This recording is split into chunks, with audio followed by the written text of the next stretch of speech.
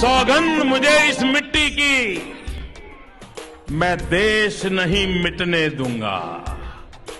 सौगंध मुझे इस मिट्टी की, मैं देश नहीं मिटने दूंगा। मैं देश नहीं मिटने दूंगा, मैं देश नहीं झुकने दूंगा। सौगंध मुझे इस मिट्टी की। मेरी धरती मुझसे पूछ रही, मेरी धरती मुझसे पूछ रही, कब मेरा कर्ज चुकाओगे। मेरा अंबर मुझसे पूछ रहा, कब अपना फर्ज निभाओगे। मेरा वचन है भारत मां को, मेरा वचन है भारत मां को, तेरा शीश नहीं झुकने दूंगा। सौगंध मुझे इस मिट्टी की, मैं देश नहीं मिटने दूंगा। नरेंद्र मोदी जी का एक और बीजेपी का एक नारा था, 70 साल में कुछ नहीं हुआ। और कल फाइनेंस मिनिस्टर ने जो भी 70 साल में इस देश की पूंजी बनी थी उसको बेचने का डिसीजन ले लिया है। मतलब प्रधानमंत्री ने सब कुछ बेच दिया। अब मैं ये हिंदुस्तान के युवाओं से कहना चाहता हूं,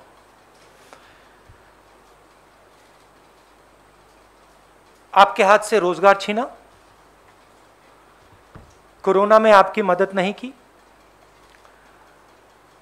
आपके जो किसान माता पिता हैं उनके लिए 3 स्पेशल कानून बनाए। और आज मैं यहां ये पढ़ना चाहता हूं कि प्रधानमंत्री अपने मित्रों को हिंदुस्तान का क्या क्या बेचकर दे रहे हैं। और इसको पढ़ने से आपको पता लग जाएगा, मुझे कहने की भी जरूरत नहीं होगी कि कौन सा एसेट किसको जा रहा है। और ये जो सिलेक्शन किया गया है ये किन लोगों के लिए किया गया है और किस प्रकार से उनको फ्री गिफ्ट दिया जा रहा है। तो शुरुआत करता हूं मैं रोडवेज। 1.6 लाख करोड़ रुपीस का gift, 26,700 kilometre national highways. Railways जो इस देश की रीढ़ की हड्डी है, जिसके बिना भाइयों और बहनों देश के गरीब लोग एक शहर से दूसरे शहर में नहीं जा सकते। आज जो लोग ट्रेन में बैठे हैं, आप सुनिए,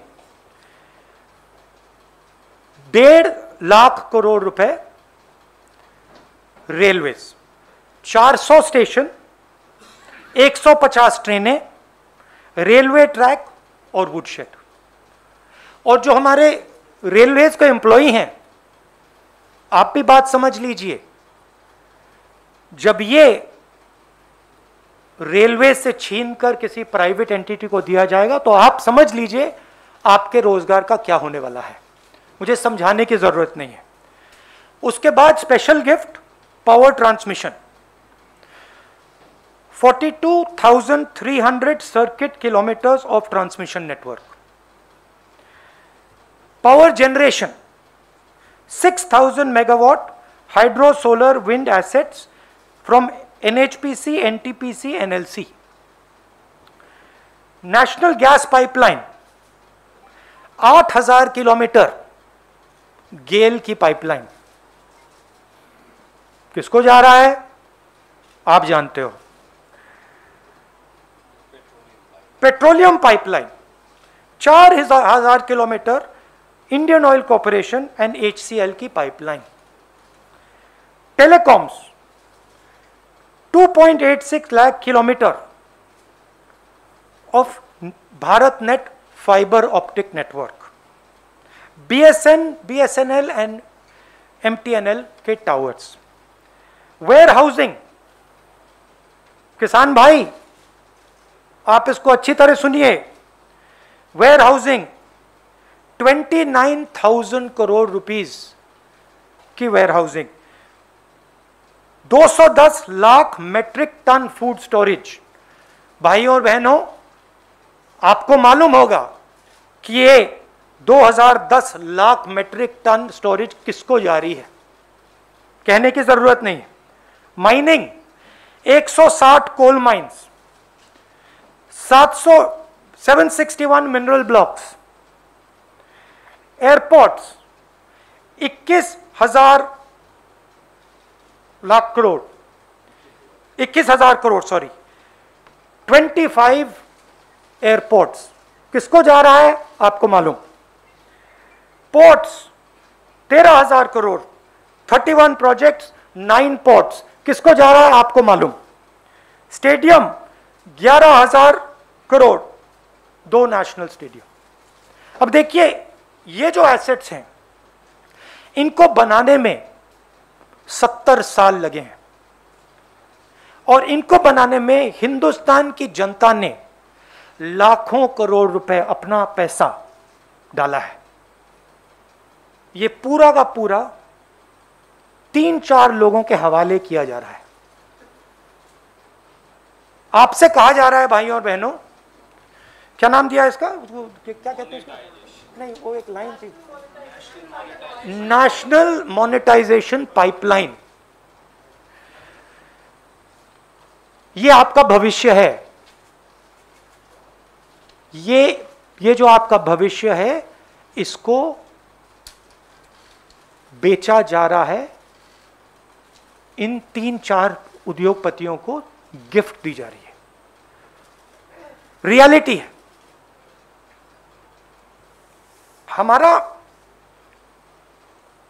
हम प्राइवेटाइजेशन के खिलाफ नहीं है, हमारा प्राइवेटाइजेशन का लॉजिक था। लॉजिक मैं आपको बता देता हूं।